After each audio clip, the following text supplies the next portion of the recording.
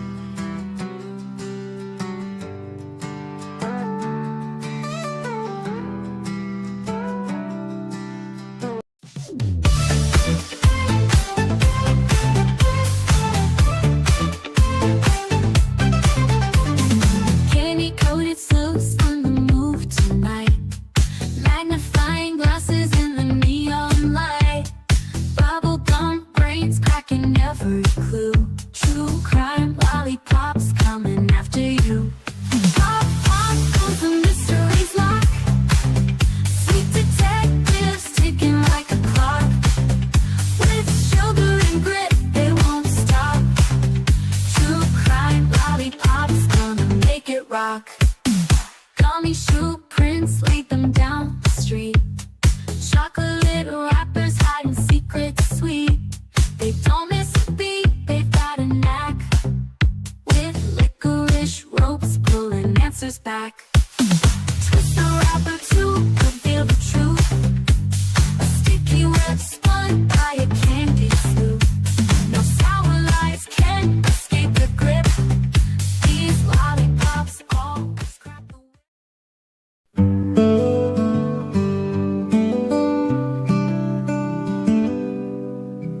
Blonde hair like sunlight on the creek, blue eyes deep as a stormy week. She chased the wind, she chased the sky, a restless heart we never asked why. Summer girl, where did you run? Did you find your place beneath the sun? Summer girl, where are you? We called your name through the evening dew. The fields remember, the stars still shine, but your footprints fade, lost in time. Summer girl, where are you? She lived her life one road at a time, each turn a verse, each mile a rhyme. Her laughter echoed through the hills, a voice like water from a mountain still. Someone knows, but they won't tell, secrets buried where shadows dwell. Summer girl, where are you? We've called your name through the evening dew. The fields remember, the stars still shine, but your footprints fade, lost in time. Summer girl, where are you?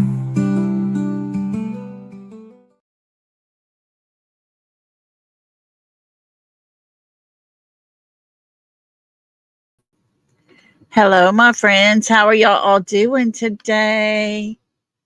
Happy Thursday, everybody. Hope everybody's having a super great day today. It has been a busy one for me. I've just been going through some clothes. I didn't realize how many clothes I had actually, but going through clothes, getting some to give away, and it's a mess up here. But hey, it is what it is. Hello to all my friends. Good to have everybody here today. Thank y'all for being here. Hello, Blue Eyes. How you doing? Hello, Miss Rhonda and TJ. Brianna's World. Hope you're doing good. Hi, Miss Kathy. Let's see. Charlene. Hello to you. Daisy Dukes. Hello, hello. Hey, Teresa. Good to have you with us. Let's see, Victoria, how are you doing? Glad you can make it. I'm out. Hello to you. Let's see who else we got here. Retha Bell. She's sitting in the tree. She's up in the bushes today, y'all. Good to have you, Miss Retha. Hi, Sky Maiden. How are you? Oh, you like that for little summer Stardust? How are you doing? Well, we're glad to have you, even if you're hanging out in the bushes. We'll take it any day. Hello, Deanna. How are you doing? Welcome, everybody, even those in the bushes. Thank you all for being here. Ticking time bomb. Andy, Jody, Sue, maybe others behind this, and I believe Summer. Oh, it jumped. Let me find it again.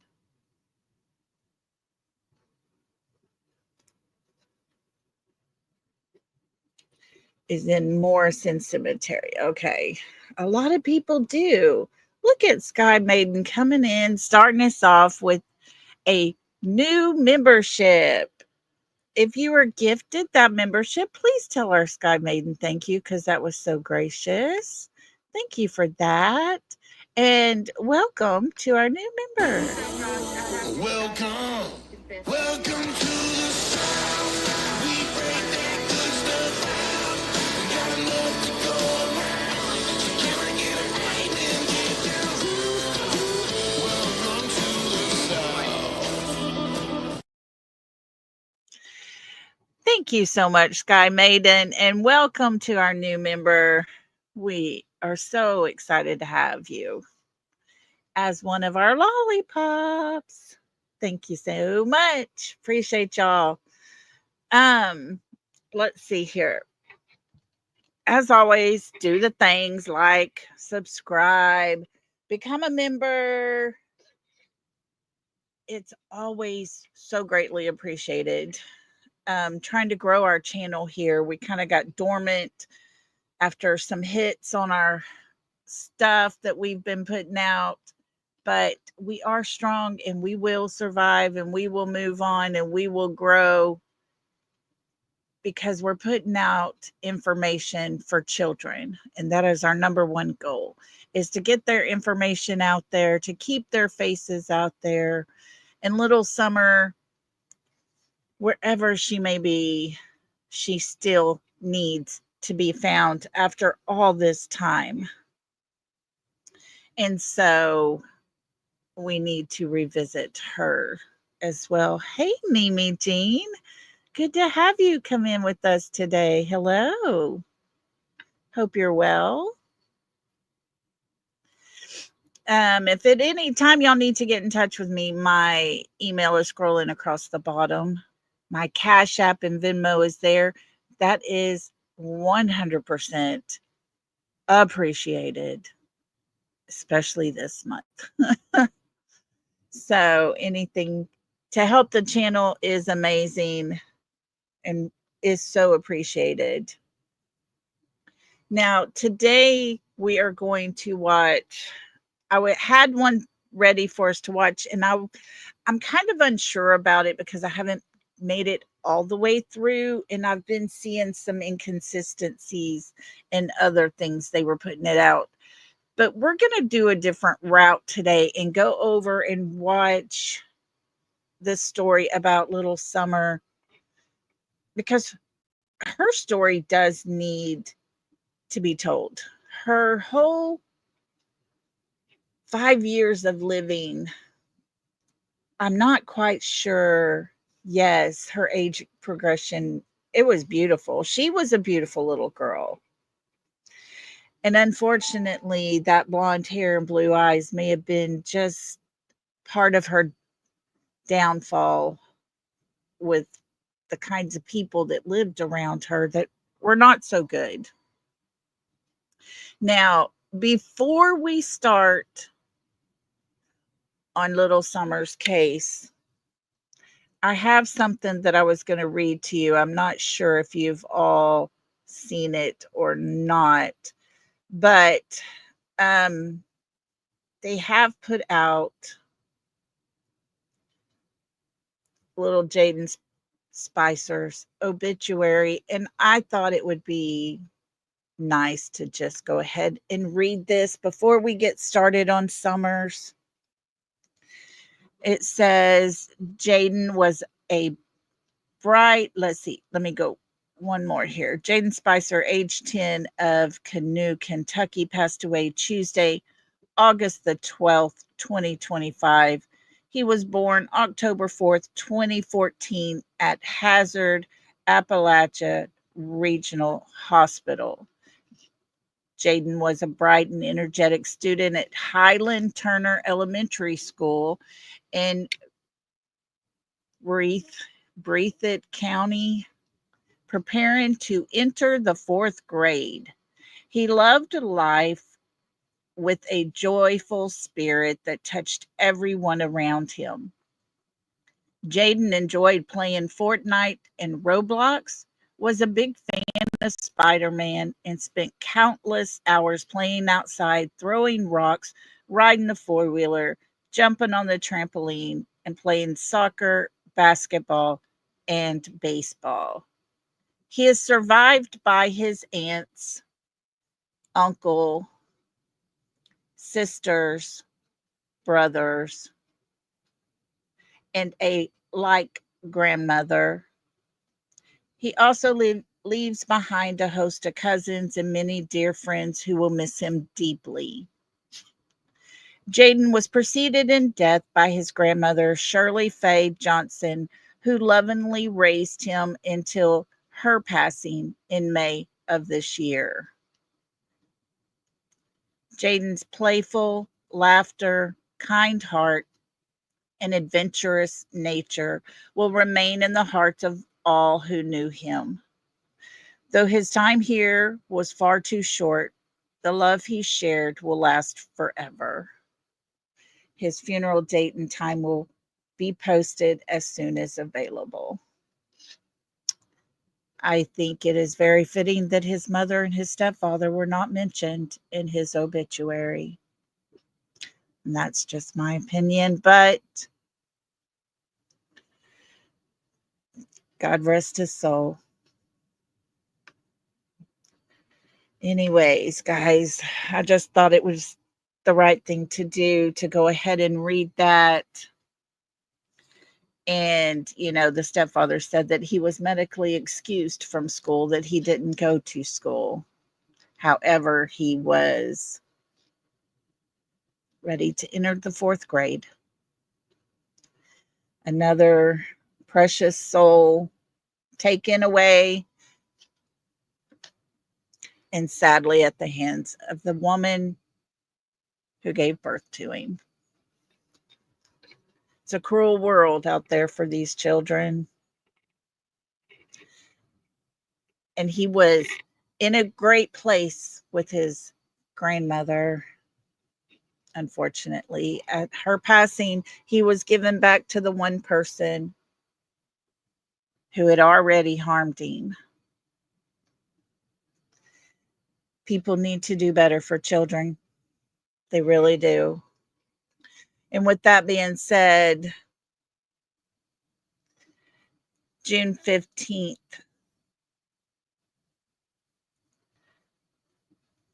little Summer Wells missing date came along. Still nothing. Like little Sebastian, or young man Sebastian, little Summer, she was just a little country girl, barefooted, running around, chasing her brothers, playing, trying to keep up with them, outdo them, as all little girls try to do when they have nothing but older brothers. Oh, Stardust, you and me either. How do you even harm someone, let alone your own flesh and blood? It is very sad. Yes, Cat Lady, it is horrible. Welcome to everybody coming in, by the way. I've heard that as well, but I'm not sure on exactly what that was, ticking time bomb, but I have heard she gave him something to sleep and it led to a medical emergency. But when you have a medical emergency, it's like you take them to the hospital. You don't go dig a hole and put them in the ground. Yes, Sky Maiden. Summer is our little Appalachian princess. For sure. For sure. Her little face, man, she just had so many looks to her. And what little videos we've seen, she just ran the roost over there. Unfortunately, I'm afraid she was surrounded by people that happen to, unfortunately, like a little too much little girls. And her lifestyle, the lifestyle that the Wells have led, it's my opinion that they led the best life that they knew, because you kind of look at their upbringing and it's not far from it. And so to them, they were doing okay. To us, on the other hand, I think we would all say that things could have been a little better. But it was a warm July, or I mean, June, sorry. It was a warm June day when little Summer was reported missing. Yes, Cat Lady, Miss Christine, keep her family in your prayers still, please. But it was a warm summer day when little Summer was reported missing. According to her mother, she was last seen wearing we've heard different versions, gray top, pink shorts, pink top, gray pants, barefooted. That was always the same. That part never changed. According to her mother, within 2 minutes of her walking into their house, her mother comes back in and finds her missing. Since that story was told, we've learned different things, and we now know that her mother had left that hill at least twice that day. That was never in the original story. And it's been told to us that her scent was found going down a dog trail down the hill, and it stopped at the driveway. Hey, Gypsy, you drive safe. Thanks for listening. But her scent stops at the driveway. The scent that they got, I had thought it was a pair of her little panties, but it was a sock, I believe, one or the other, out of a dirty clothes basket that had the whole family's dirty laundry there. So I'm not sure that they even used a scent that was 100% hers. But that's what they gave the dogs to smell. Lots of stories have been told. Yeah. I think Hunter knows more than what he's told for sure, 100%. But I also think Candace allowed him to use substances while in her care at the lake that day.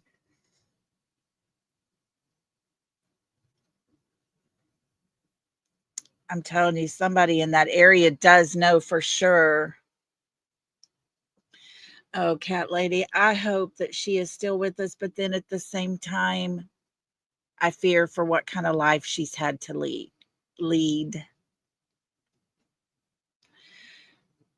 And so therefore, I don't know which would be better. I really don't. Well, we're going to play a video that will help get everybody accustomed to Little Summer and her story. And let me go ahead, and we're going to start playing this here in just a second.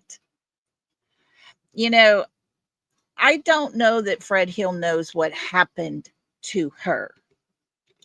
I do think he has ideas.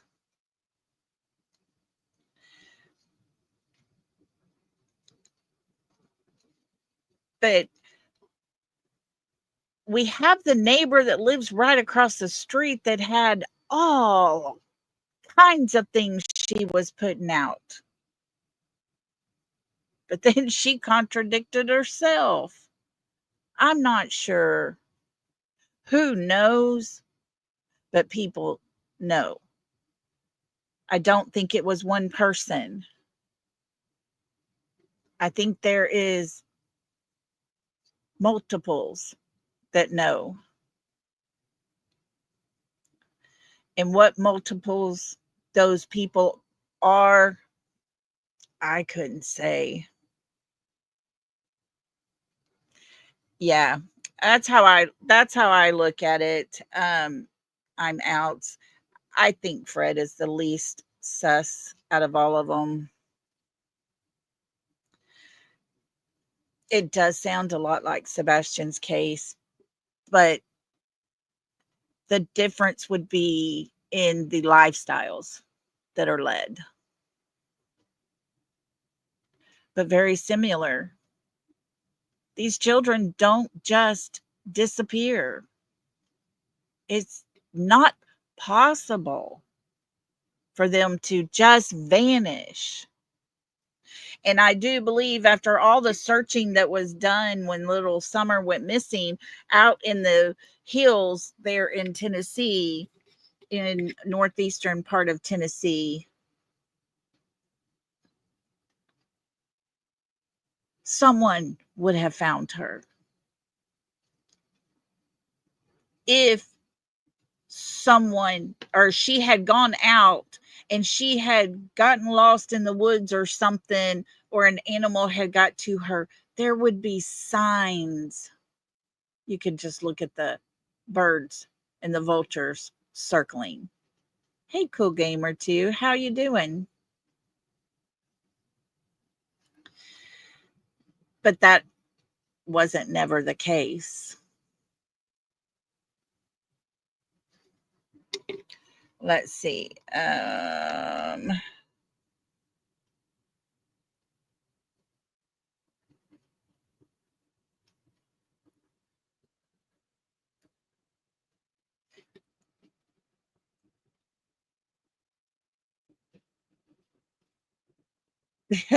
Yeah, ticking time bomb. You got that right. The neighbor Jody Sue Brown is she's a ticking time bomb if you ask me. Her story adapts to who she likes or doesn't like at that time, and she tries to throw everybody under the bus. Yes. Yes, I'm out. If it had been an animal that got a hold of her, or she went out there and she was just barely hanging on or whatever, vultures would be circling. They didn't have any of that. None of that. There would have been signs, there would have been things that they could see out there that would lead them towards her, but that never happened. It never happened. She was never seen leaving that hill.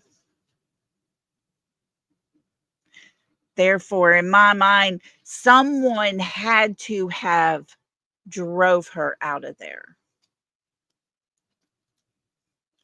But we're going to listen to this. Let me get this pulled up real quick. And we're going to listen to the story. I love how she presents things.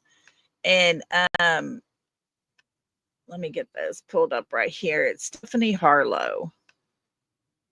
And she has a great channel. I do not have. She's like a sickness in my brain. Hold on. Vision standing by the window pane. Okay, it's Stephanie Harlow, and I do not have it listed in the description, but I will put it into the description. It's Coffee and Crime Time is her channel, and she does different stories. So we're going to get started on this, and she's going to talk about the search for Summer Wells. Let's listen. She ripples through the blinds and leaves me in a daze. It's in the way her body moves me, the way she grabs me and intoxicates, until the signals in my mind forget to operate. She put the pressure in your fragile skull. I take my pleasure from my alcohol. She'll never give you any time at all. She just comes and goes, you know, and she's got me living in a chemical oven. Hello, everybody. Welcome back to my channel, and thank you for joining me for another Coffee and Crime Time. Today, we're talking about the disappearance of a 5-year-old girl. Summer Wells was last seen at her home in Hawkins County, Tennessee on Tuesday, June 15th. And despite an expansive manhunt for her, no sign of Summer has been found. And over 2 weeks later, she's still missing. Now, many people have requested that I talk about Summer, but once again, I did want to wait to see if new information would come out. At the time the request started coming in, it was a pretty new and evolving case. Summer's mother, Candace Bly, hadn't even spoken publicly yet, and there were a lot of rumors and speculation online. So I really wanted to wait and see what would develop. And I'm glad I did, because a bunch of other stuff has come out just this past week. But before we jump right in, let's have a word from the sponsor of today's video, Native. You all know I love Native's products. I'm not shy about saying that I do and talking about them. The body wash, the sunscreen, the deodorants, I love them all. And I also love that Native offers their same great deodorant formula in a much more sustainable package. Native's plastic-free deodorant packaging is made with paperboard, and they're committed to sourcing from responsibly managed forests. But just because the packaging looks different, it doesn't mean that the deodorant inside is different. It's still aluminum, paraben, and sulfate free. It's still vegan and cruelty free. It's still made with the same familiar ingredients like coconut oil and shea butter. And a few swipes, they dry. We're going to get past Where you smelling thing because it smells easy, fluffy, packed, like pull back to it. Exercising or spending time using it, they all smell. Hang tight. We're going to get through all of her commercials. Just like the one I had. Also been what I would consider legitimate news networks that have commented about this case. And they've stated that the story of Summer's disappearance doesn't make a ton of sense if it went down exactly the way her mother, Candace Bly, has claimed it did, because her mother was the one that was home when Summer went missing. So we're going to discuss that aspect of this case as well, simply because I do have to admit there are some question marks.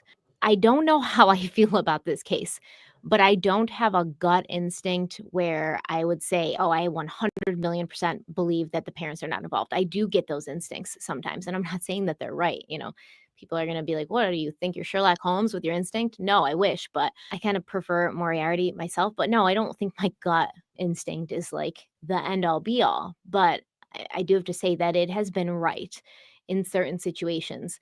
And my gut here is all over the place. And I mean, if you think about it, according to the statistics, it may not be so far fetched that Summer's parents could possibly be involved, even though I personally do not want to believe that. I don't want to believe that Summer's parents could know exactly where she is, because they have now been very vocal and they've talked a lot.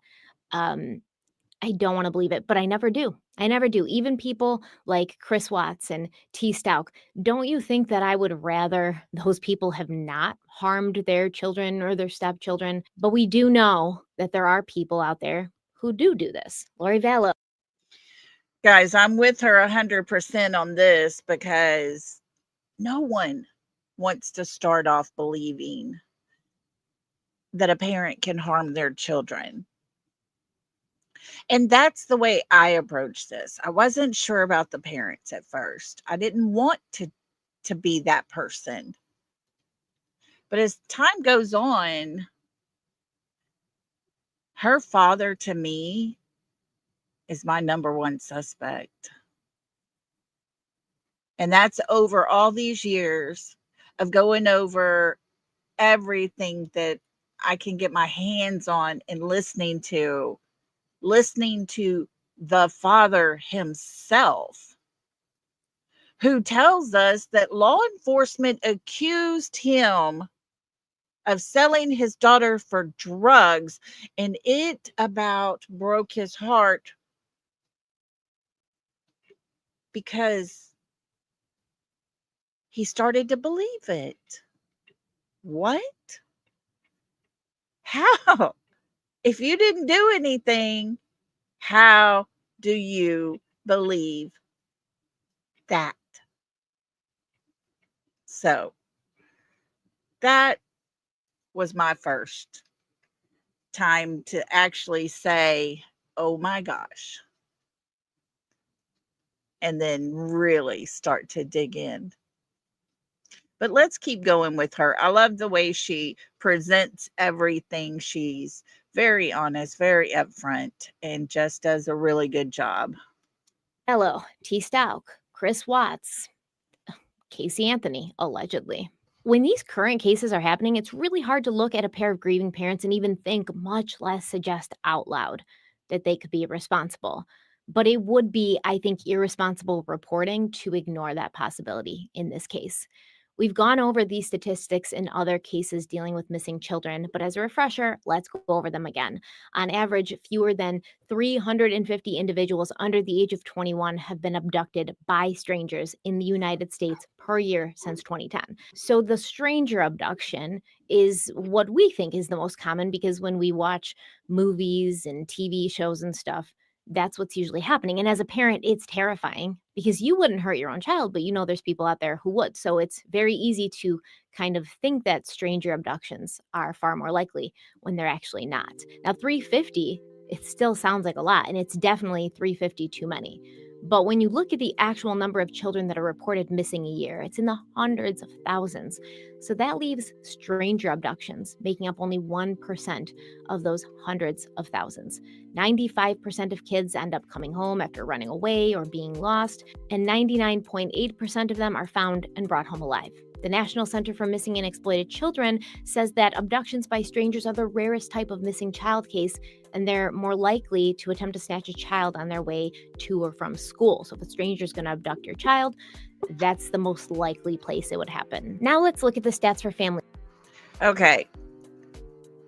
For Summer to be snatched, They would have had to go up a hill that most people that are not familiar with that driveway do not attempt to drive up. If you go up their driveway, you cannot stop or you won't make it all the way up. It is a very steep driveway, windy driveway, and you can see the house, but you don't see the yard and all the surroundings up there. No stranger, yes, Miss Kathy, no stranger whatsoever would attempt to go up that hill just to see if there perhaps might be a little blue-eyed, blonde-haired little girl to take. No way. That's my opinion, 100%. Family abductions, which I don't think we have ever gone over in a video before. Researchers estimate that 875,000 children a year are either abducted or kidnapped by a relative. Mothers and female family members are responsible for the majority of these. I think it was something like 60%. Children who have been abducted or kidnapped are more likely to come from low-income households and have separated or estranged parents. In two-parent families, an estimated 9 children out of 1,000 experience this family abduction, as opposed to 84 out of 1,000 in one-parent households. And by no means is this me shaming one-parent households in any way, okay? I feel like I have to put a disclaimer on everything because y'all like to pop off in the comments. Not all of you. Most of you are amazing, but y'all like to pop off in the comments. There's just always going to be those people that are like, oh, 2 family parent households aren't any better than 1 family parent households. You know, that's for you to argue. I'm just telling you the numbers and the statistics. And I was a 1 parent household for a long time, so I know they both have their advantages and their takeaways and things that make them easier and less easy. So let's talk about Summer, who she was, and what happened on the day she went missing. Her full name is Summer Moon Utah Wells, and she's the only daughter of Don Wells and Candace Bly, and Summer has 3 older brothers. They all live together in a 750 square foot home near the center. Now, this is their home at the very top of the mountain, or hill. Let's call it a hill, not a mountain. The camper is where the grandmother lived. The camper, right outside the camper door, is where grandma was sitting that day. And the mother was supposedly fixing grandmother's knee brace. This door we see under the awning right here is the door little Summer would have went out of, because that is the basement door. For a little 5-year-old girl to go outside of a door and the dog's there would have been something, I believe, that would have alerted mother within that 2-minute range that, hey, Summer went outside. But mom says she knows nothing. She didn't know Summer left. I'll just let y'all make your own decisions. Of an 11-acre wooded area. Now, the home itself, and I think that this is very important, the geography of the home, the location of the home, it's important to this whole case. So the home is situated on a hill. The surroundings are very... You see this home, you see this camper, you see the driveway that goes all around the property here, you see the thick woods. This is in the middle of summer. About the time that Summer went missing, all the trees would be big and green, just like it is right here. And this tree line circles the entire top of that hill. There is no way somebody that was a stranger would go up that hill just to take a little girl. No way. wild and rural. The house is pretty isolated, located at 110 Ben Hill Road in the Beach Creek community in Rogersville, Tennessee. Rogersville is a very small town. They only have about 4,400 people living there. It's an out-of-the-way place. The nearest mall is about a 30-minute drive. Knoxville, Tennessee, which I would say is one of the most, big, well-known cities in Tennessee, that's about a 90-minute drive away. And those who live in Rogersville say that it has this very small town feel where everyone knows your business, but they're a community, and at the end of the day, they all have each other's back. Now, you'll also notice from some of the pictures you've seen of Summer and some that I'm going to show you in this video, Summer appears to have had longer blonde hair at certain times in her life, and also very short blonde hair, kind of almost as if it was. Sadly, Summer's hair was shaved several times. They said she tried to cut her hair to look like her brother's. Her mother shaved her hair. She wanted her hair like her mother, according to her mother. I believe it has been said that there was lice, and that was the reason for shaving her head. Like I say, I'm just putting out what I've heard. I can't say for sure.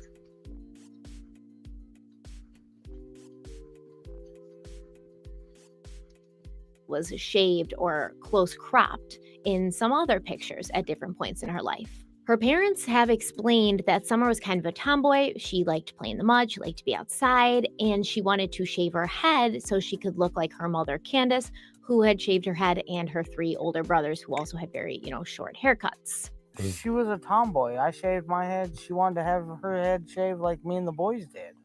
She tried to shave her head She tried in to the shave her back head and make herself. it, I think you can see it in some of the pictures, and it was getting out of control. So we decided to shave her head off and let it grow back long, and she shaved her head so she wouldn't feel bad, and but it didn't bother her at this point. A lot of people. Now, you heard it. That's her parents, Dawn and Candace. Angel of Light, thank you so much for the $10 super sticker. That is so sweet of you. I so appreciate it. Thank you very much.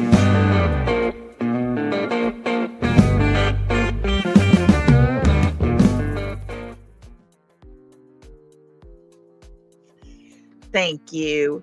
You're so sweet. I appreciate you. And yes, Mimi Jean, Candace said 3 years ago she would tell what happened. But here we sit, still waiting. I tell you, something needs to happen. Somebody needs to speak out, because this little girl deserves way more than what she's been dealt. People have brought up this haircut or this shaved head on Summer. I personally don't find it to be super suspicious or like this huge red flag. Kids, especially at 5, they just want to emulate what they see. Bella is 4, she'll be 5 in January, but she's always telling me, can I wear that makeup? Like, I'm putting on blue eyeshadow, and she's like, I want that makeup. So I completely get that Summer would want to emulate what she saw around her. And if she liked being outside a lot, it gets hot in Tennessee, maybe it was just an easier haircut to have. So I honestly think that it had more to do with mother dressed in tank tops and basketball shorts most of the time, sometimes a t-shirt. Angel of Light, look at you gifting 5 memberships. Guys, if y'all were the lucky ones to receive a membership, please tell Angel of Light thank you so much, because that was so gracious of her. And welcome to our new member. Welcome to the South. We break that good stuff out. We got enough to go around. So can I get it right and get down? Welcome to the South.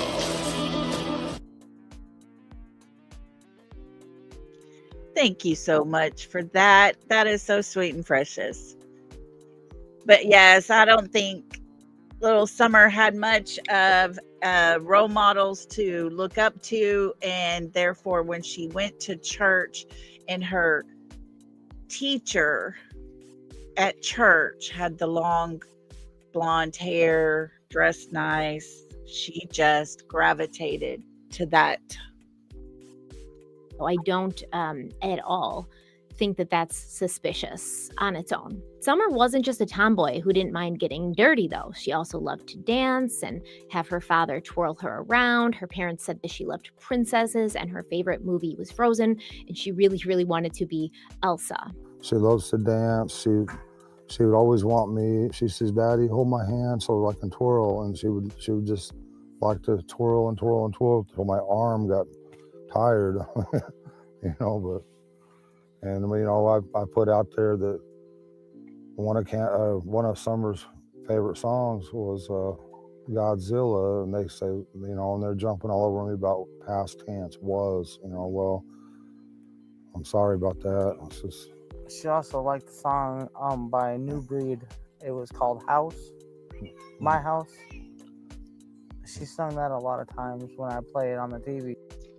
As you can tell, Mother is 3 sheets to the wind. Seem to be kind of the normal in little Summer's house. Tina girl, I have heard it was because of lice. That's what I was told. But, you know, I can't say 100%. Maybe. She loved to dance. She liked to think of herself as a princess, and you know, and all that, like all young girls do.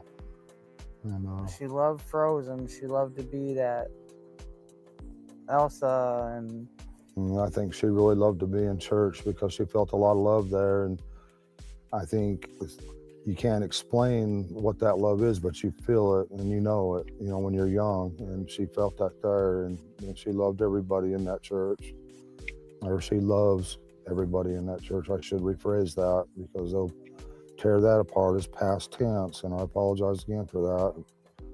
I hope she gets to come home, you know, and I hope she gets to be with our church family again. Our best friend in that church was Robin. She loved her to death. Yeah, she looked up to women that were. She come to that church, she went looking for Robin. That was her favorite person. Any woman that was professional, that was pretty, beautiful. She looked up to those kind of women. She, you know, they were the word I'm looking for, I can't think of it, but she looked up to them. She'd give them a run for their money every day. She'd give them a run for their money. And there was times, you know, we'd be, you know, at our boys, like, don't do this and don't do that. And next thing you know, a stick would come up and just whop them, you know, and it'd be like, Summer, don't do that. Summer was the boss of the family. She typical girl. When they get out of line, she'd put them in line. She'd do her best. She loved to play in the mud and the water and swing on her swing and enjoy dirt. When I run the lawnmower around, she would run behind me. When the boys run their bikes around, she, as fast as that little bike could go, she would be behind them running and keeping up with them, no problem. You know, she loved to run. She just loved to run, and she could pull herself up on that swing, her full body weight with her 2 hands, and she can do that. None of the other boys can do that, but she can. Was she in school yet? No, she's going this year. This was supposed to be her first year. She's been. We did all the what? I took care of everything. Yeah. I had her already taken all of her shots and registered in the school ready for this year. On Tuesday, June 15th, Summer was at home with her mother and grandmother. Summer's grandmother is also named Candace, and Summer's grandmother, who is her maternal grandmother on her mother's side, she also lived on the property in a separate structure, because I believe that this whole 11 acres belongs to them. Because when I checked the property records to see how big the house was or when it was built, et cetera, it looked like they bought that land without a house on it, and then they put a house on it. On this day, Summer's 3 older brothers were home as well, and her father, Don, was at work. I'm going to let Candace Bly explain to you what happened that day in her words. Me and my mother and her were planting flowers, and we went in. Now, I'll stop this right here and just say this. There was some flower pots around Grandma's camper, but they had cactus in them. No one's ever seen the flowers, but according to Mom, they were planting flowers. And after we got done washing our hands, and she got a piece of candy from Grandma, and she wanted to go back over and see her brothers. And I said, okay. And I walked her all the way over to the porch, and I watched her walk into the kitchen where the boys were watching TV. And I told the boys, I said, watch Summer, I'll be back. And within 2 minutes, I came back, and I asked the boys where their sister was, and they said, she went downstairs, Mom, to play with her toys in the playroom. I said, okay. And I yelled downstairs for her a couple times, and I didn't get no answer, which was unusual because usually she always answers me. And so I went down there to check, and she was nowhere in sight. She was just gone. I was at work and I got a frantic call from my wife, and I said, hang up and call 911. And I called 911, and I come from work and drove home as fast as I possibly could, and drove to the bottom of our property, and I seen my boys here walking around and my neighbors all looking and searching, and I knew right then that she was gone, because she don't never leave the property by herself anyway. Okay, so that's a lot. That's a lot to unpack. Now, the Tennessee Bureau of Investigation, henceforth known in this video as the TBI, they said that a family member called and reported Summer missing at around 6:30 p.m. And she was last seen wearing a pink shirt and gray shorts, and she would probably be barefoot. So we heard Candace's version of events and Don's version of events. The 911 call has not been released, but the dispatch call, so when dispatch calls the police to tell them where to respond to an incident, we have that. And it tells kind of a different story. Being around from 110, 110 Beach Hill Road off of Beach Creek should be the first residence on your right. Reference to a missing 4-year-old. The parents have called in and advised that the mother had went for a walk, came home, now they can't find her. They've been yelling for her. She's been gone for about 10 minutes now. We are under the impression from Candace that she could not find Summer after not having eyes on her for just a few minutes. And after looking for her for a while and yelling her name with no response, Candace called her husband Don at work, and then he called the police, and he told them that his wife had been out for a walk or a run. And when she... Okay, let's stop it right there, guys, because Candace don't walk or run anywhere. Yeah, I'm out. She got kidnapped, so we're gonna send the boys down to the bottom of the hill to look. Yeah, make that one make sense. Yeah, doesn't make sense at all. And she was 5 years old when she went missing. Of course, no one has heard the dispatch call. They will not release the call, the 911 call, only the dispatch call that we just heard. That was all we've heard.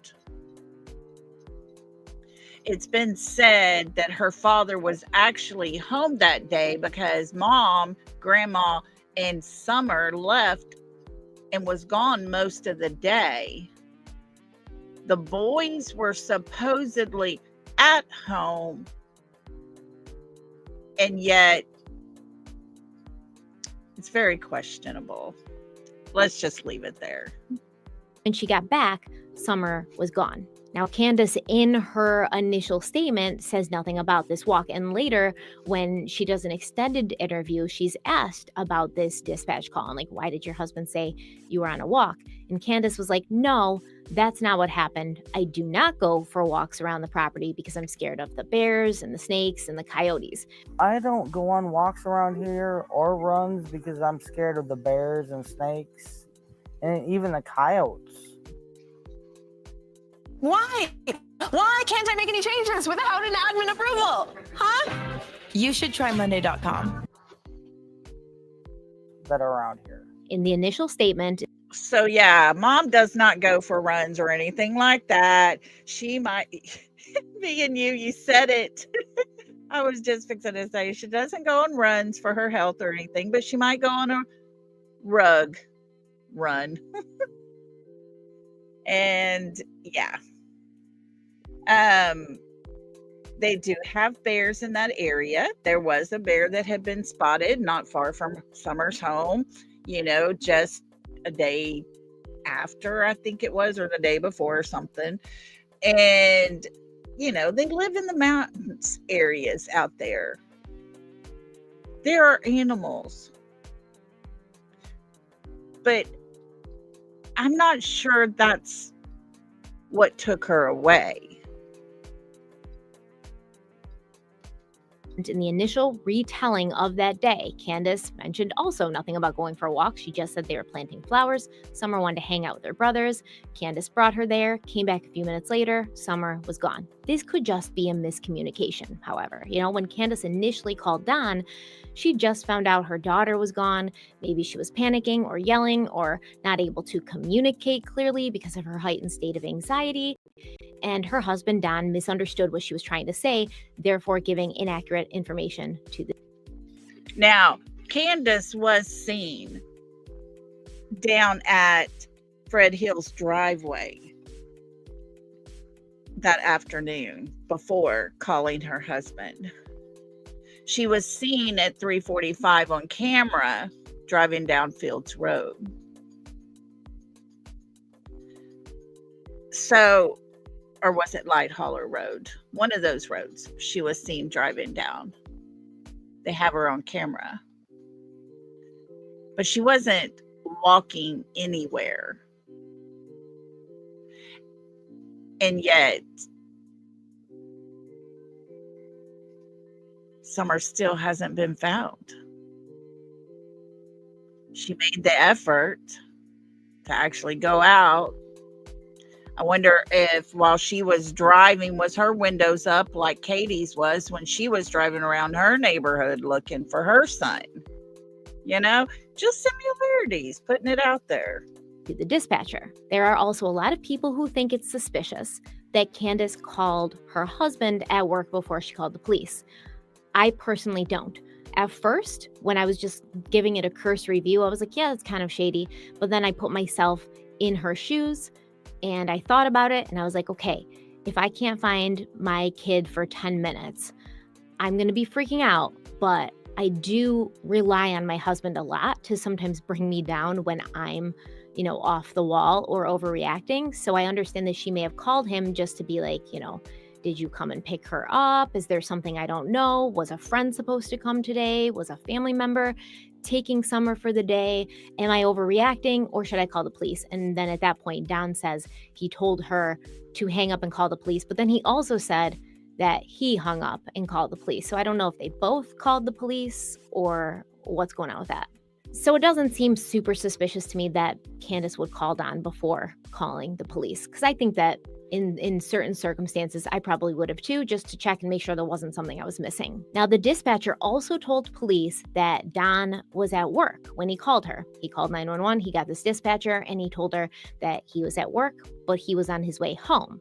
She mentions that Don works an hour away from where he lived, yet in his interview later, Don Wells claimed he made it back to the house before anybody arrived, so before the police got there. And obviously, that one is hard to explain since the dispatcher says to police that at the time of the 911 call, Summer had been missing for only about 10 minutes, and the police then responded to that address right away. Now, apparently, Don Wells works in a town called Jonesboro, Tennessee. I don't know exactly where he works in that town, but putting the town into GPS and navigating to Ben Hill Road, where he and the Wells family lived, shows that it's about a 39-minute drive, probably more at 6:30, because, people leaving work, going out to dinner, whatever. So it would be very tough for Don to have gotten home from work before the police showed up, but that's what he says happened. Now, I kind of looked on the Facebook pages and the Reddit pages and stuff to see if this had been explained, because like I've said before, people give these web sleuths and these people in these forums a bad rap, but some of them really know their shit. They're very up to date on the case. They pay attention to it. They put the clues together. It's very impressive. So I kind of looked on there and I didn't find anything specific to say this sort of time discrepancy had been cleared up, but if you know more about it or if I'm reading it wrong, let me know. Okay, there is a time discrepancy every which way you look at it, no matter how you look at it. And yes, Mimi Jean, at 3:45, Candace was seen driving down one of the roads there, not far from the house. And she was also seen about 30 minutes later at a gas station where she pulled up, went inside, went to the restroom, came out, and drove, they assume, back home. Very strange for her to go that far out when her daughter's missing. Because supposedly they got home around 3:20 that day. And it was unload the groceries. She went in and started laundry. She goes over to her mother's. Summer comes in, they plant flowers. Summer goes back in the house. Mom fixes the knee brace. Mom goes in the house. Calls for Summer. Summer's not there. So you're talking before 4 o'clock, way before 4 o'clock. All of that probably took place in about 15 minutes. And Mother was driving at 3:45, saw in Fred's driveway, or was seen in Fred's driveway, and then at a convenience store that's about 40 minutes away, 30 to 40 minutes away from her home. Her daughter couldn't have made it that far on foot. Not in that time. But that's what she was seeing. There was a lot of discrepancies in the mother's and the father's account of that day. And little Summer's still gone, and nothing has been seen or heard from her or anything of the sort around that area to say she walked away on her own, was taken on her own. Taken away. Nothing. Nobody knows nothing. How is it possible? Children do not disappear. Yeah, perfect drop. I think that was more or less to pick up something. It's been told to me that it wasn't uncommon for people to go into a convenience store, put something in the tank of the toilet, and someone to go in there to the bathroom, take the lid off the tank, and retrieve their merchandise. So, I don't know. Mimi Jane, I wonder that too. Was Summer being handed off to Dawn during that exchange or during that time frame there? Miss Kathy said, I personally went to that gas station and asked, and supposedly Ellie came and got camera footage, and the bathroom was closed because of people using it to do drugs and leaving things in there. Yes. Yes. And I was told that was a very frequent thing that happened at that one convenience station.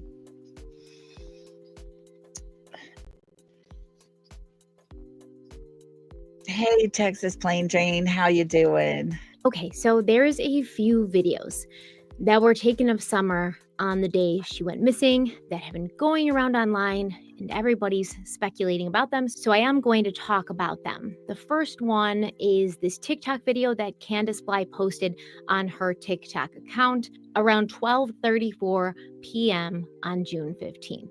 So here's the story about how this video came to be taken.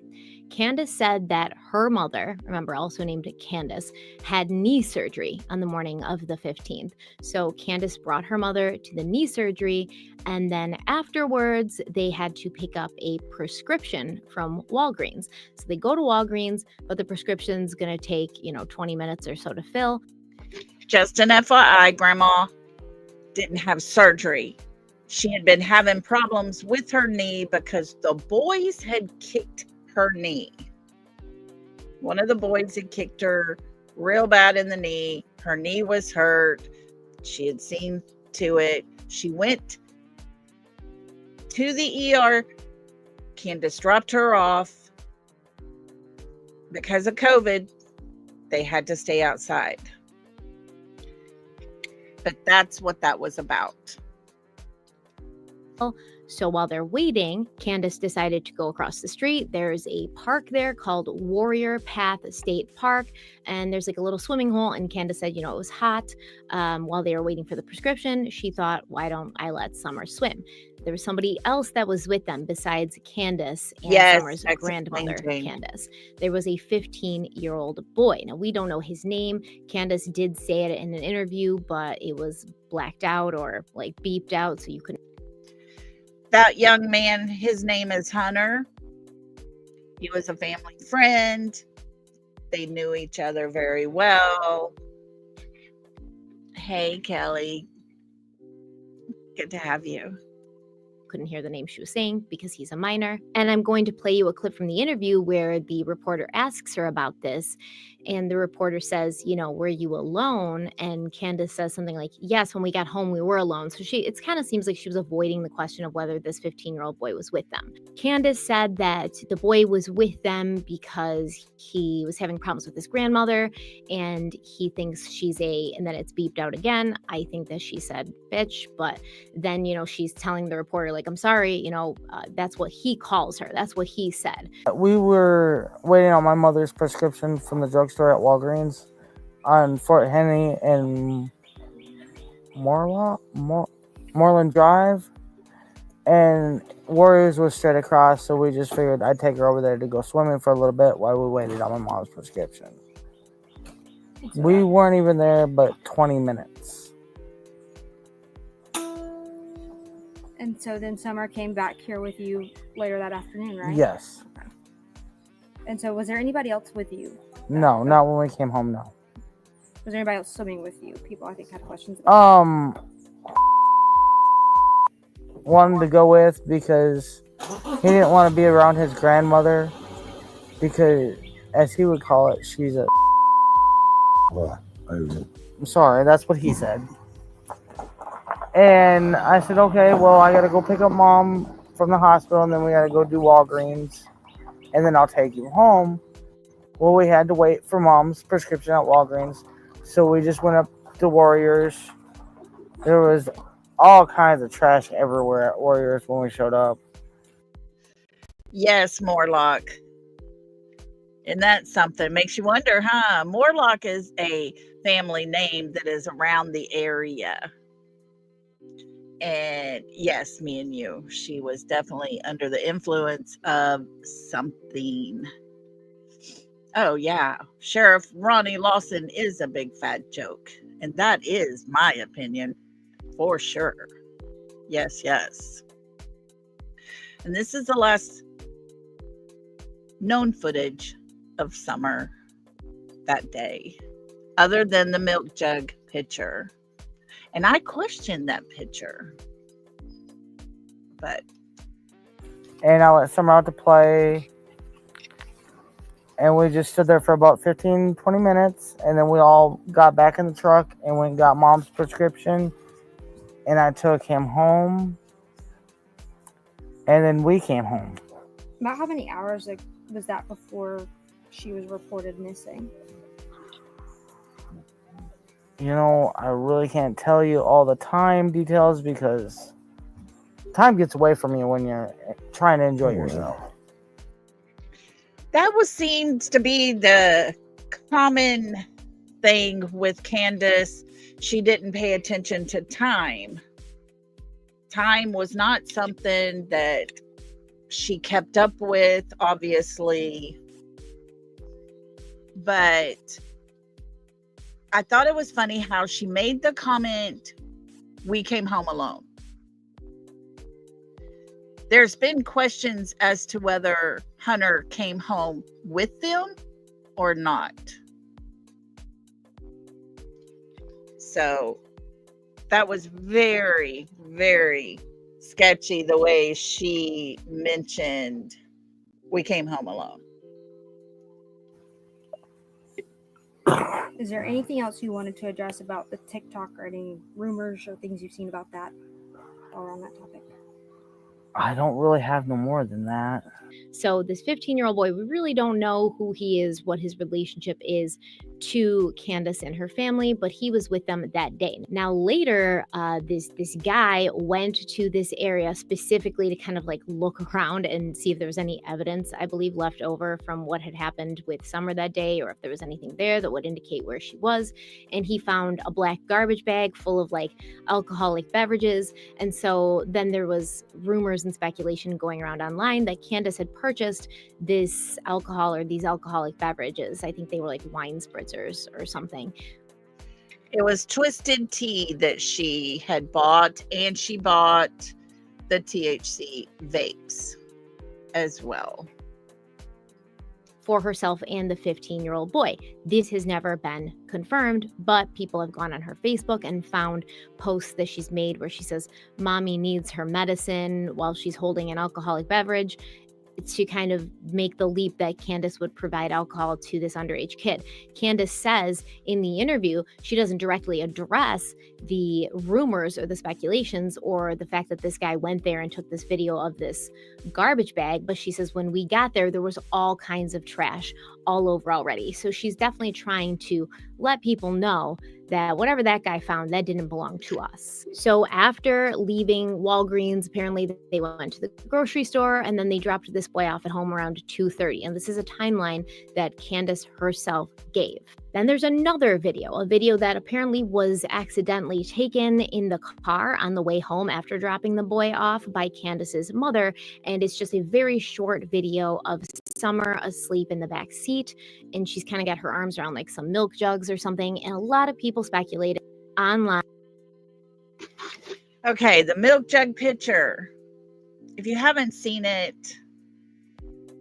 little Summer's wearing this velour jogging suit type of outfit. It was supposed to be her first day of school outfit, which school starts, it's still warm weather. Not sure why she would want to wear something so warm in the middle of summertime. But there has been lots and lots of debate when it comes to the milk jug picture.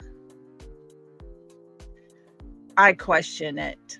They did not have the air conditioner running in the car. They had their windows down. It was in June.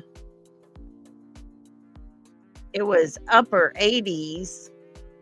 She got out from swimming and they put her in this velour outfit. So I don't know, guys. And in these message boards that at this point, Summer was already dead. I don't think that. She still got her arm up? No. Oh, that's what I was trying to get. Just for the record, I get why it's a potential theory or whatever. It's twisted and dark as all hell. I don't believe that she is. People have mentioned that her eyes are like not completely closed. Kids sleep like that. My daughter sleeps like that. Sometimes her eyes are so wide open when she's sleeping, it literally scares the shit out of me. But what this video and the TikTok video do is give us a better timeline of that day, because later Candace would say that she didn't remember exactly how much time passed between when they got home from the swimming hole and when Summer disappeared. But here we can clearly see there is a sort of timeline. They were swimming around 12:30. They dropped the 15-year-old boy off around 2:30, and then this video was accidentally taken at 3:09 on their way home. So we know that she would have had to have disappeared within just a couple of hours of being home. We know that Summer was reported missing around 6:30. We know she got home sometime after. Okay, I want to stop this. I want you to look at this little girl. Her hair is all tangled on one side. It's a mess. But if you notice, she looks to have lipstick on. To me, she looks as if she has makeup on. And to me, I worry. This causes me to worry. I understand little kids like to dress up and do this stuff, but when it comes to Summer, there's so many pictures that make you question exactly what was happening to this little girl. After like 3:10. So that just gives about 3.5 hours between when she gets home from swimming at Warrior Path State Park and when she disappears. So once the 911 call came in, investigators responded to the home of Summer Wells, and a massive manhunt began that would last far longer than anyone involved expected it to. An Amber Alert was issued, and later that night it was upgraded to an Endangered Child Alert. Command post was set up at the Mount Carmel Free Will Baptist Church, which was pretty close to Summer's home, and this is the area that they would focus searching in around Summer's home. Around 60 to 80 people participated in the initial search, which started that Tuesday night. The TBI stated that the circumstances surrounding Summer's disappearance were unclear, and they didn't have any potential suspects or vehicles that they wanted the public to look out for. But when they did have that, if and when, they would update the public. But since it was an ongoing investigation, they could not release any details. The TBI requested that residents in the Ben Hill area check their home security surveillance cameras and trail cameras for any sign of the missing 5-year-old girl, and they also encouraged people to check out buildings, sheds, or any other possible spaces on or around their properties where little Summer may have gone into, looking for shelter. The search on... Yes, Nanny, she did. You know, she said they drove around all the time with their windows down.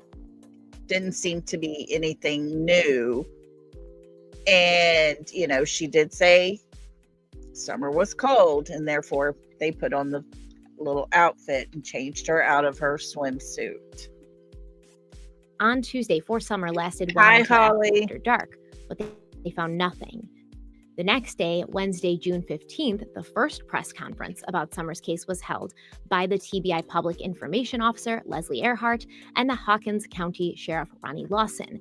Sheriff Lawson said that there were more than 100 people from 19 different agencies searching for Summer, and he told the public that they didn't need to help search for Summer because the police and law enforcement, they had that part covered with like the professionals, but law enforcement would just like the public to keep their eyes and ears open. The sheriff also explained that the search thus far had been difficult due to the rough terrain and the lack of cell phone service, and this is because where Summer disappeared from, where her home is, it's a very hilly area. Okay, let's just keep in mind something here. It was years prior to Summer going missing that little Carly Trent went missing around the same area, the same hilly area, lack of cell phone service and all.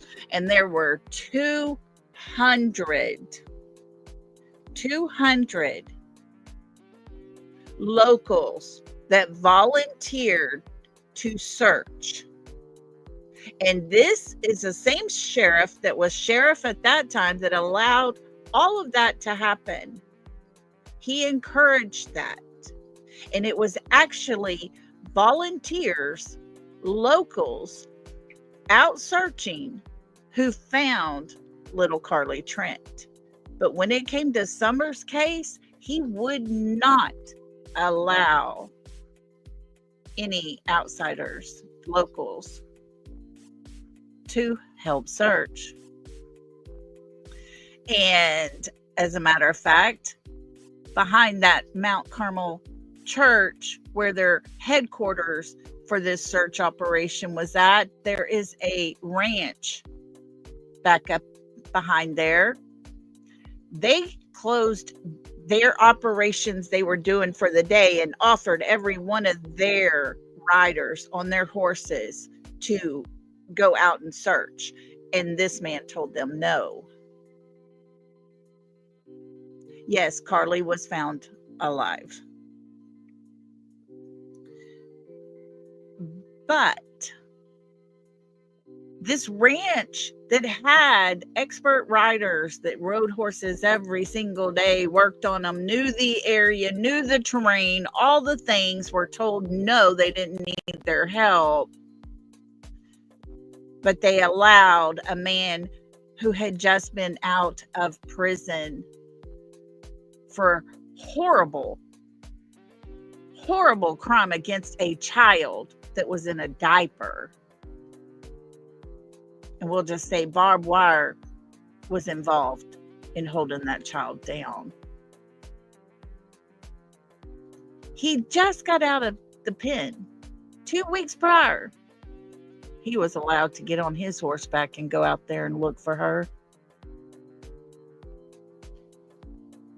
That'd be the worst thing that child would need to see coming after her on a horse. That's just my opinion. So if you're someone who lives in a kind of remote area where there's like lots of hills and valleys, you'll understand that cell phone service is inconsistent at best. But this made communication between different people and different agencies who were searching pretty much non-existent. Sheriff Lawson said, quote, "We can't hardly communicate at all on our radios, and cell phones are out of the question." And yes, Holly, there's a picture and I keep trying to find it. I have it somewhere. It's probably on my old computer. But yes, there was a sheriff that came up there and is handing a bottle of whiskey to Candace day one. And him and his partner were not allowed to come back on the search after that. But yeah, Danny, Ellie is part of that good old boy system. That's how it is. It's absolutely sad because that good old boy system harms these children in their search for these children. end quote. Incident Commander. Work today is broken. We're all working in too many disconnected apps, and it's killing team productivity. But for the first time, Sorry, guys. I can't afford right now to get my premium back, so we got commercials. I apologize. Incident Commander Captain Tim Coop informed the media that AT&T had brought in cell signal boosters in an attempt to increase reception, but it really wasn't working. It was still very spotty. Besides not being able to communicate via cell phone, the radios that the local police had to use were at least 20 years old, and the county had purchased a new radio system just the week before Summer went missing, but they were still waiting for it to be installed on top of a Hawkins County mountain, which clearly is not going to help the search for Summer at this point. Hawkins County Mayor Jim Lee said that he expects the new system to be installed within a few weeks. Robbie Swafford of the Spartanburg Search and Rescue Team said that the search was extremely challenging, with the steep and dense terrain along with the intense heat in the later parts of the afternoon. Add to that communication difficulties, it was just really hard going. During the June 16th press conference, we, the public, were told that it was too early to determine whether or not foul play was involved with Summer's disappearance, but they did say that Summer's family had been cooperative. By 10:04 p.m. that evening, the investigation had received 30 tips, but Summer was still missing. On Thursday, June 17th, another press conference was held, and TBI officer Leslie Earhart referred to the search for Summer as, quote, outside the norm. Once again, it was repeated that the circumstances surrounding Summer's disappearance were unclear, but if law enforcement at the TBI, they did come across information that indicated she'd been taken or kidnapped, and law enforcement then had a description of a suspect or vehicle, they would update the public immediately. Nanny, I agree with you. I believe her dad for sure knows, and I think her mother found out exactly what happened. At the time that this press conference was given, ground crews had covered a 1-mile radius around Summer's house, and they hoped to have covered 2 miles by that end of day. Here's what we can tell you. Numerous residents and individuals associated with the family have been interviewed. Surveillance video and photos have been reviewed, as well as other potential digital evidence. We're still working to identify everyone in the area on the afternoon that Summer went missing. One of you asked us in a previous briefing the standard amount of time it takes for a case like this to be resolved. While every case is different, this one is definitely outside of the norm. Typically, in an investigation like this one, we have some idea of where the case is headed and what might have happened within a few days. In this situation, despite doing everything within our power and exploring all avenues, the circumstances leading to Summer's disappearance remain unclear. I understand the lack of answers frustrates you in the public, but trust me. It's still frustrating us after all this time. No answers, no leads, no directions, nothing. All these years later. Me. No one is more frustrated than we are.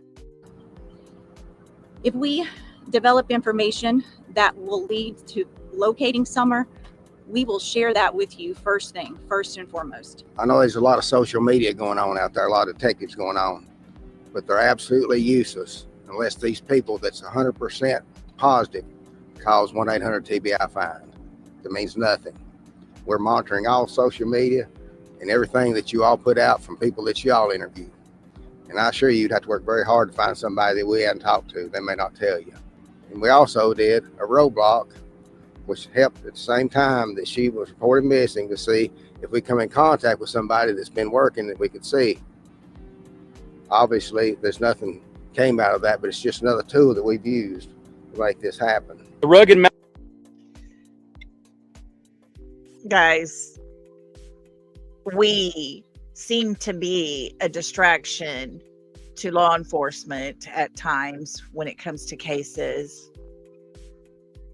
And it's really sad because all we're trying to do is just keep the story out there. But when that good old boy system is at play, it seems like they don't want to hear anything we've got to say. But they're not making press conferences. They're not keeping Summer's name out there.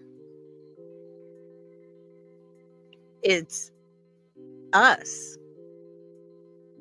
And Nanny, I saw your comment a while ago. Yes, I was hoping so too. I agree with you 100% on that. I was hoping Candace would eventually say something. mountainous terrain continues to cause problems. This has slowed search operations down in these areas, but please be rest assured, while incurring these conditions, we are still searching with an aggressive approach with extreme attention to detail. These terrains and conditions have exhausted crews both physically and mentally. We are still utilizing local and regional resources, but have had to call upon and utilize resources from Middle and West Tennessee, along with out-of-state resources to bring a fresh set of eyes. And we're sure this is shocking for many of you that are just hearing the news and tuning in. But and rested bodies into the search operations. This same day, Summer's father, Don Wells, who was not ready to go on camera, gave his first official statement to News Channel 11, saying, quote, "She would never leave our hill, and I think someone snuck up on her and grabbed her. I don't think she's in the area because the dog goes down the road and that's the end of the trail, but I don't know that for a fact. The way she just disappeared, she would never do that." End quote. So we have law enforcement and the TBI saying that they don't have evidence that Summer was snatched by someone, but her father and later her mother would insist that this is exactly what they believe happened to their daughter. Yes, and I'm they felt out. that way since the very moment they'd found out she was gone. On Friday, June 18th, Summer had been missing for 3 days. She's 5 years old, but the officials were still saying at that point that there was no evidence she'd been kidnapped or abducted, which has been driving me crazy, by the way, because where else do you think she is? Like, in my opinion, clearly we have foul play here. Clearly something's not right. This is not a case of a little girl just wandering off and getting lost because you've been searching for days. You would have found her by now. At 2:30 p.m., a third press conference was held, during which we discovered, we the public, that more resources had been brought in for the search, including a dive team, and the search had now expanded to more than 100 people from 41 different agencies. Searchers had covered 688 acres and received 85 tips. TBI officer Leslie Earhart urged the public to stop sharing speculation and rumors on social media, and she said that all avenues were being explored. Sheriff Ronnie Lawson said that no search warrants had been issued, and every search they had conducted so far had been done with the permission of the property owner. Now, I think in this situation, he's probably talking about not only the Wells property, but neighbors and things like that, who they probably went onto their property and said, hey, we want to just check and see if Summer might be here. Do you mind if we search? And the people who lived at the houses said, yeah, sure, search. We do know that there was police officers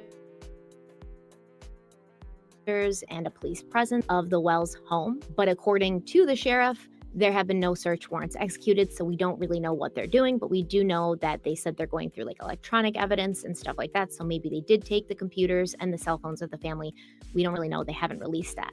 At 7 p.m. that evening, a vigil was held for Summer at the Rogersville First Methodist Church. Summer's mother, Candace, who had thus far stayed out of the public eye, did not attend, but Don Wells and one of his sons did attend, and Don spoke to reporters outside the church, thanking the police and the public for their help. We're trying to think, beat our brains out. We've covered everything that we can think of already. Investigators say they have followed up on 85 tips so far. Wells says he is overwhelmed by the massive numbers of personnel on site. We just really appreciate everybody trying to help that they have, law enforcement and all these volunteers that are here. I've never seen anything like this in my entire life.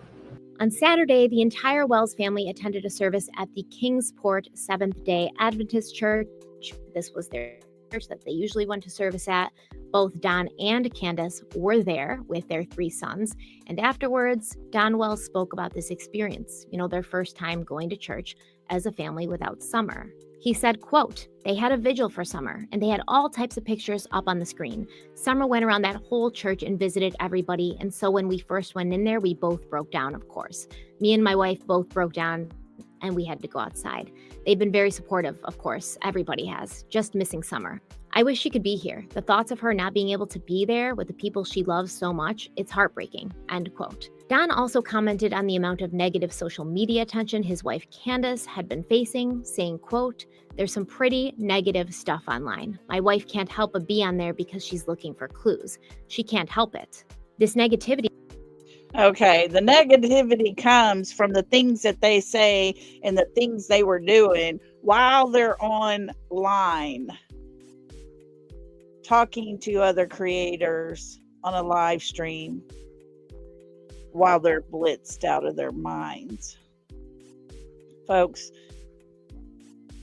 it would be great if they had come on to all kinds of different people's channels, talked to them, got the word out, talked about their daughter, talked about all the things that needed to be said and told about their child, but it was all just about them.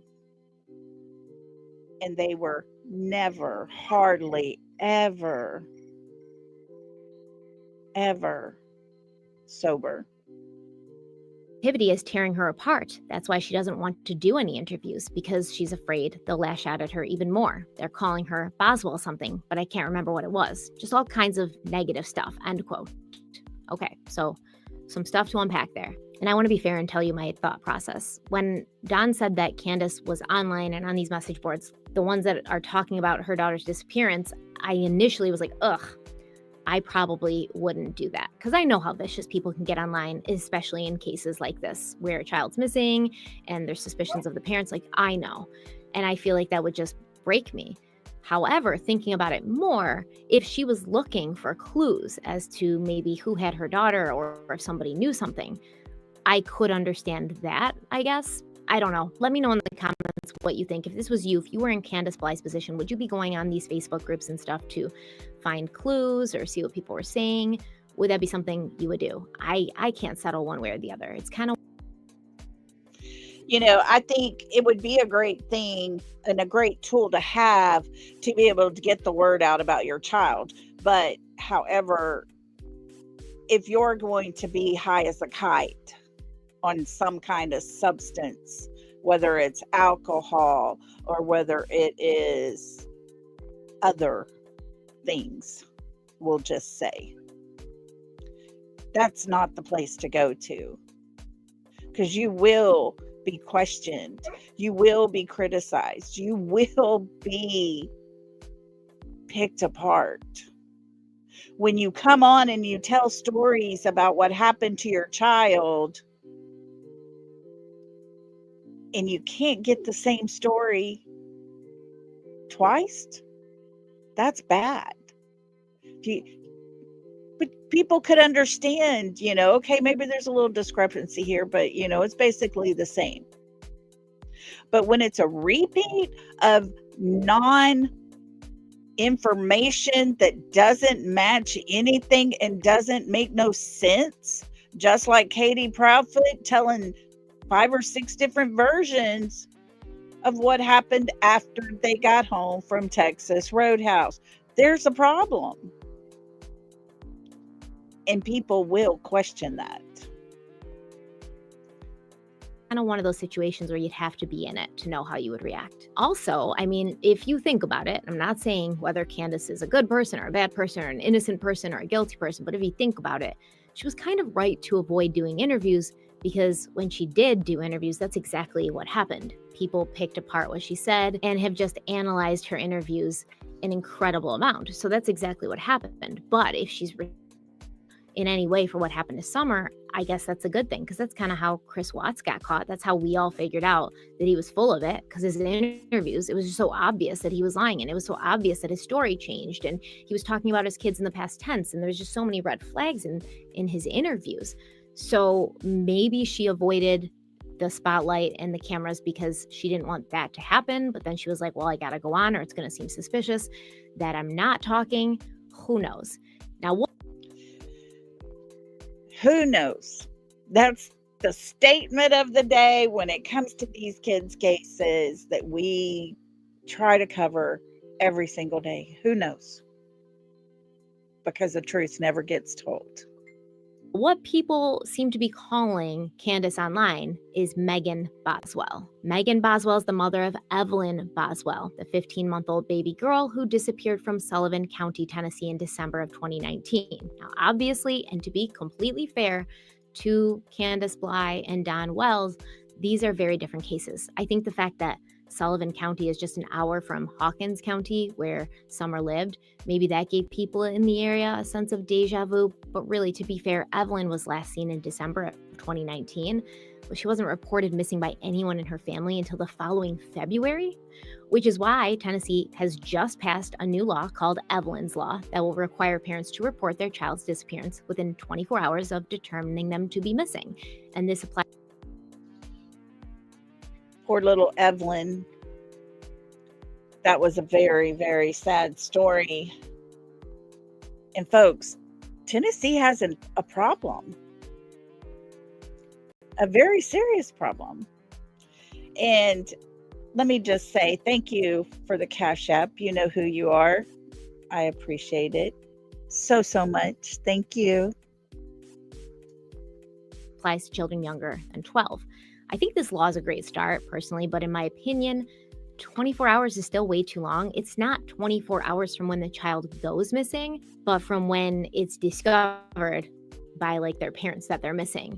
And why in the hell would anyone need 24 hours to report their under 12-year-old child missing? It should be like an hour max, right? And from the timeline we have, it seems that Summer Wells was reported missing within minutes of her disappearance. So it's not really the same kind of case at all. But as we know with Evelyn Boswell, she was later found dead and her mother has been charged with this. So I think that that's where the comparison also came in, which is unfair because we don't know yet what Candace has done or hasn't done or is involved with or isn't involved with. Okay, so during the same time period, I think it was either that day or the next day when Don was talking about the negative online comments, he made a statement about how his other children are dealing with their little sister being gone. He said, quote, "They're handling it better for some odd reason that I don't understand. My oldest boy, he'll say from time to time that he misses his sister. Your mind has a way of forgetting every now and then. I find myself doing it too. Then it comes flooding all back, of course. I might get away from it for 15 to 25 seconds, but it will all come back. That's the first thought in my mind when I wake up." End quote. Okay, I know I'm going to get shit for saying this, because I always tell people to reserve your opinion and your judgment until more information comes out, but this whole statement just did not sit well with me. And sometimes I have to share with you guys what my gut feeling is, what I'm feeling, because I don't know if it's legitimate. I don't know, but you guys tell me. So later, Candace would be asked this question, how the boys were handling it. She gave a very different answer. She said they cried all the time. It was just devastating for them. So maybe the boys just feel more comfortable sharing that kind of emotion around their mother.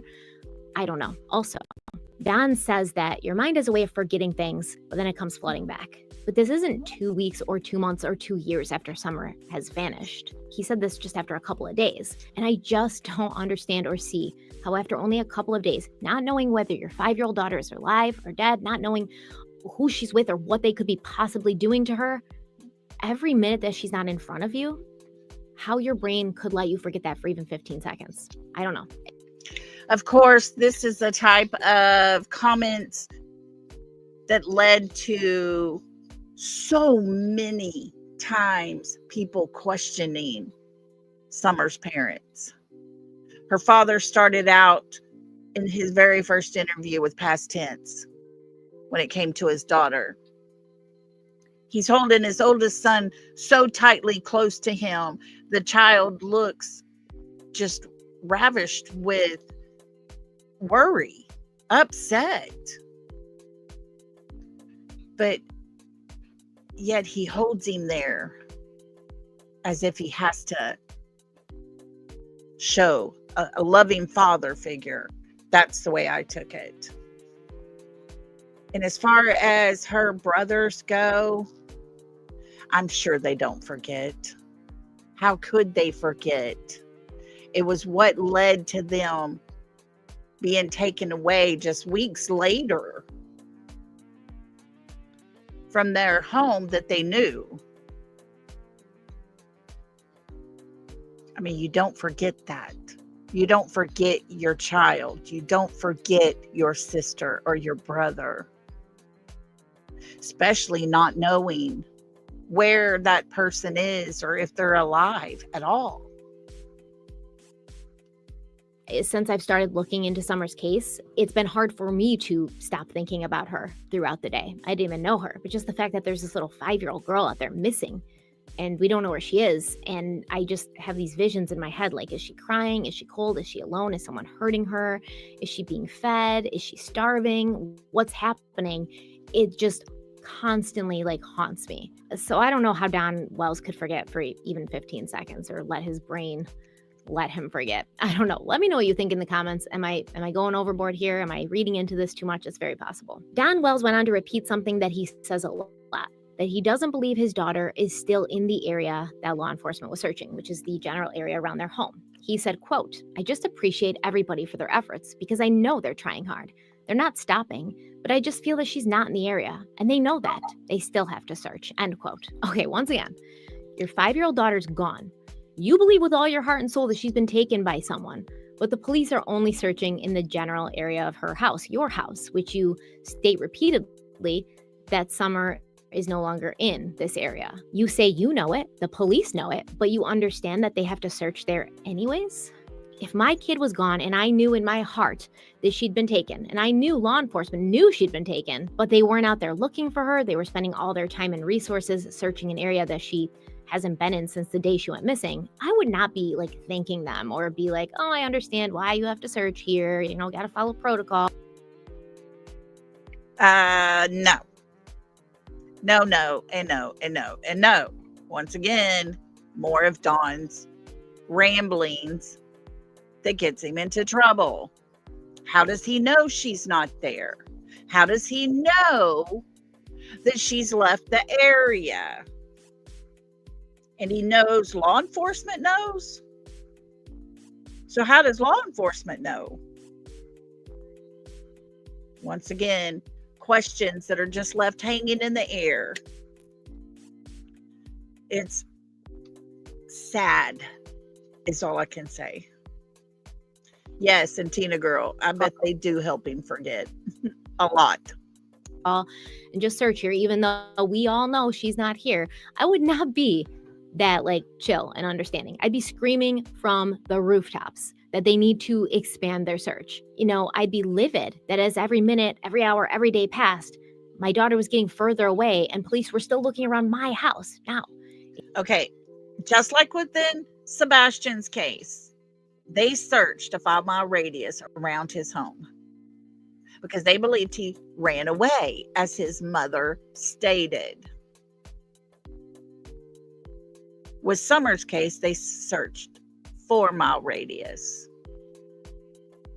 Not outside of that, just within that 4 miles around her home. It's crazy to me. If there's no sign of the child leaving the home, there's no sign of that child walking down any road, that pretty much says they were taken out and away. But hey, I'm not the sheriff. It does seem to me as if Don Wells would prefer if law enforcement not be searching around the area from which Summer went missing. So there's, a couple of reasons for this. Theoretically, he could genuinely know in his bones that Summer got kidnapped, and so there was no chance she would be there around the house. Or he could be trying to get law enforcement out of that area for a reason, like send them in a different direction. Like, she's not here. You guys have searched. She's not here. Go someplace else. Maybe Summer is in that area and maybe Don knows it, so he doesn't want her to be found. That's just speculation, though. That's the only two reasons I could really figure out why Don would continue to vocalize and verbalize that Summer was not where the police were looking, but then Don would also not throw an absolute fit that the police kept looking there. That's the only reasons I can think of it. By Saturday, the TBI had gotten 113 tips, and after the usual day search concluded, rescue workers were called back after dark, and they could be seen with flashlights out in a field into the early morning hours of Sunday while a helicopter flew overhead, also searching for Summer. The TBI said that they'd responded to this area near Beach Creek Road, near the Wells home, while following up on a lead, but they'd found nothing. Speaking about this search, Don Wells told reporters, quote, "They received some sort of tip and we seen blue lights up and down Beach Creek, and the helicopter flew until like 4 a.m. looking around. So we were up until 4 a.m. being hopeful that they'd found something, but there's nothing. They've been all through there with a fine-toothed comb several times over. She's not in the area," end quote. So once again, he's saying that she's not in the area.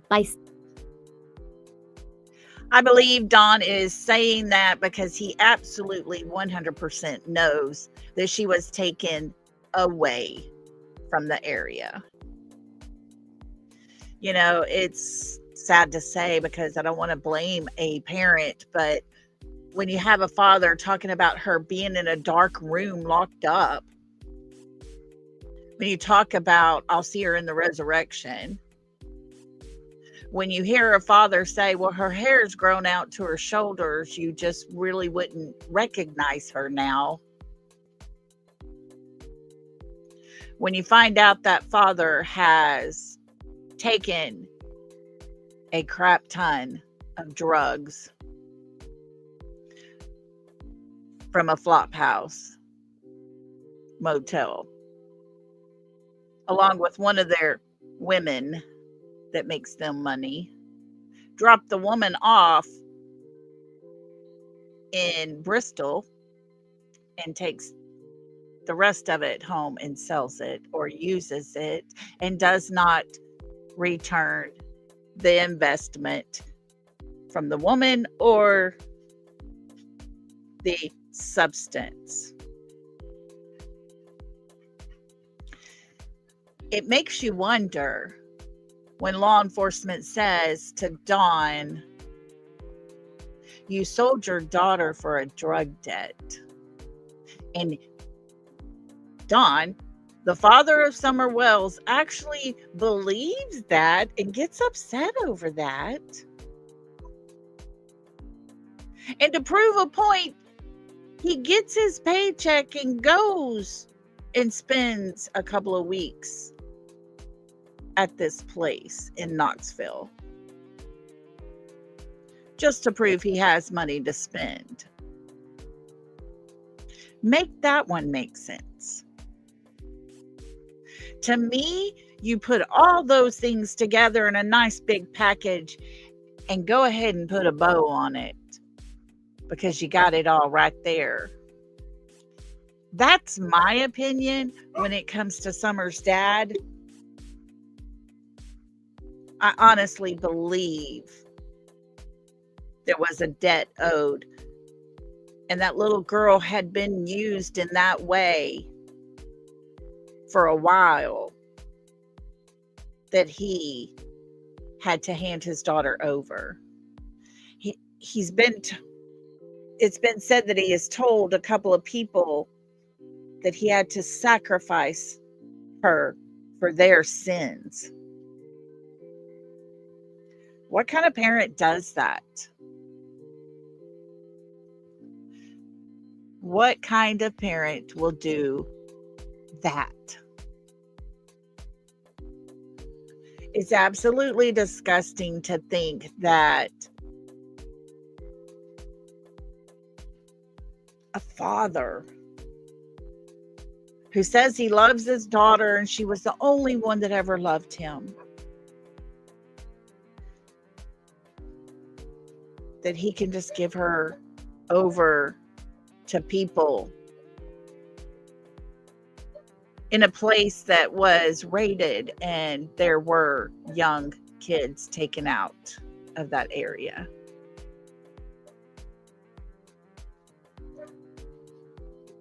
Substances and girls in this one place. It's absolutely horrible. I'm going to stop this right here, guys. And I want to play something for you. Let me see here. Make sure I still have it. I want to play something that... Okay, I guess I don't have it back on here yet. It was the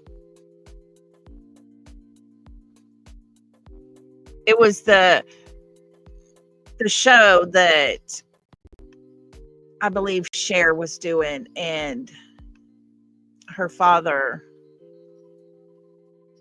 was their subject.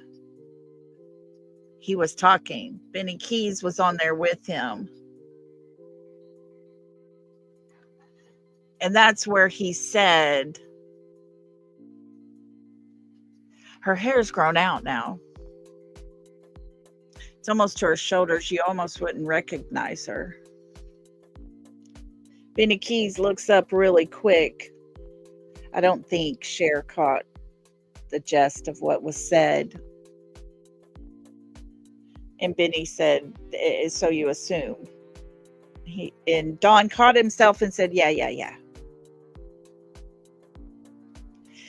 Now, it's been mentioned that there was new leads. Yes, Daisy, there was a new lead something that came up, and they supposedly were going to search for this and do a new search, because it's been said that Andy Bernard believes she was put in Morrison Cemetery, which is directly across the street from their house on Beach Creek side. There's a cemetery right there. Now, nothing that I've heard has come out of that search.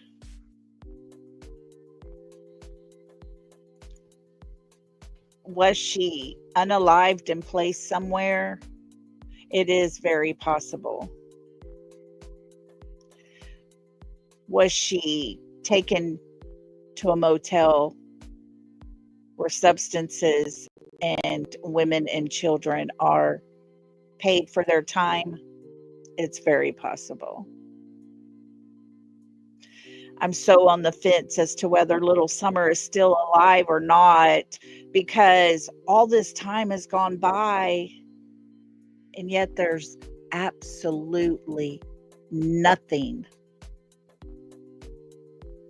And it's so frustrating because we seem to be making connections left and right as content creators when it comes to the Summer Wells case, and yet the police have nothing.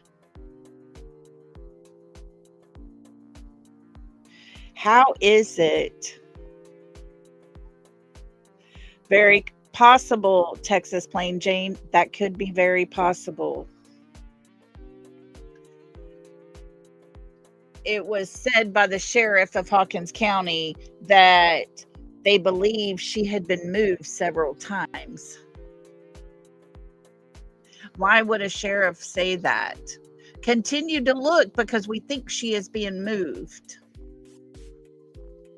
Well, who would have her to move her around would be the first question. And if they didn't want to be caught, why would they be in the area that would be searched?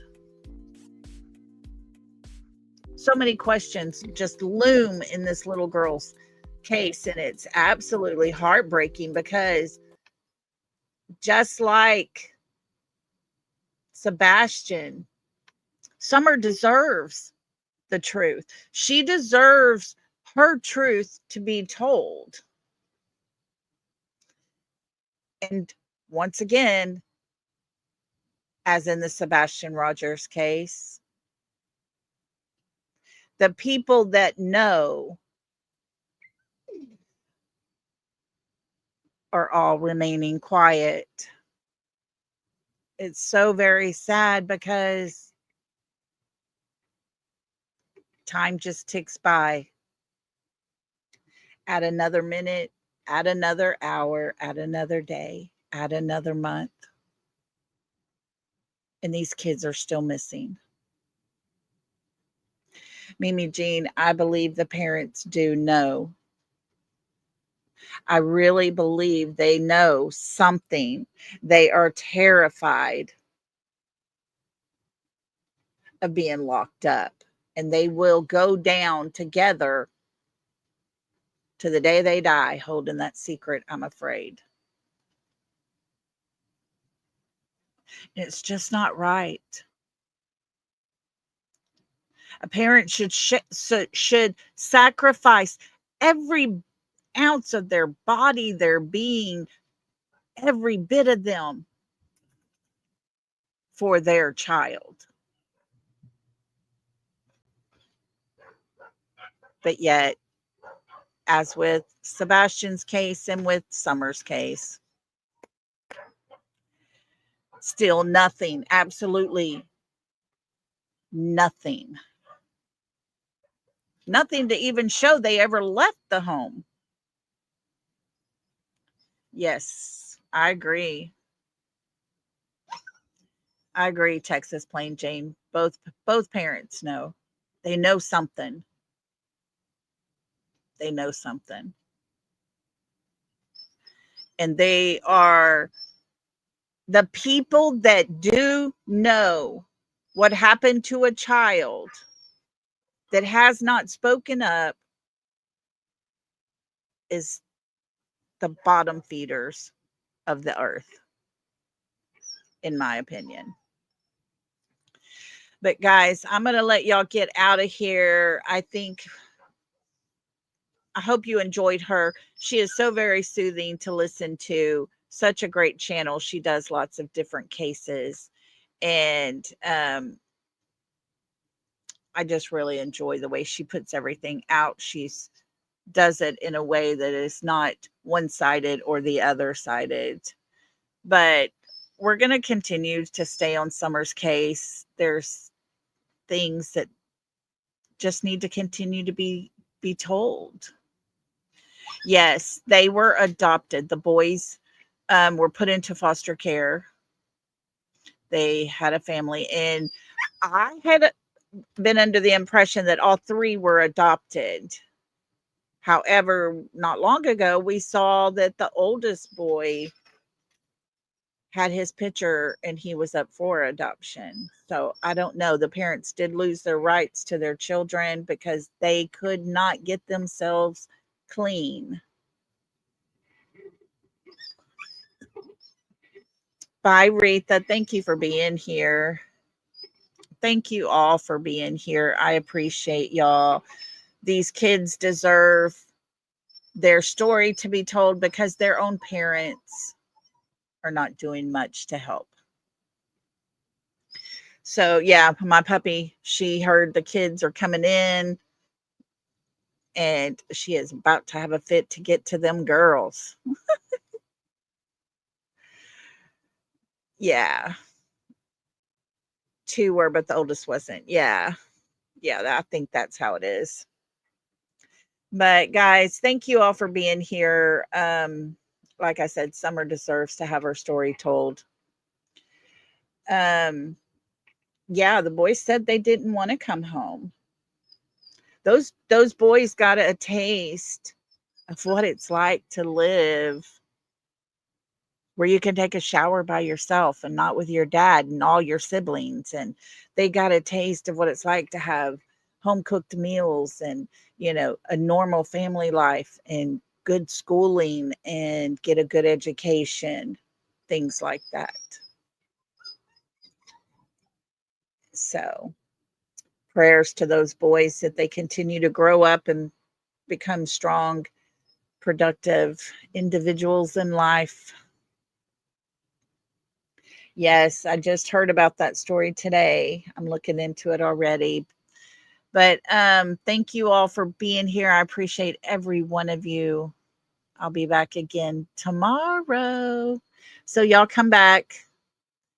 And until then, love and hugs to everybody. Good night.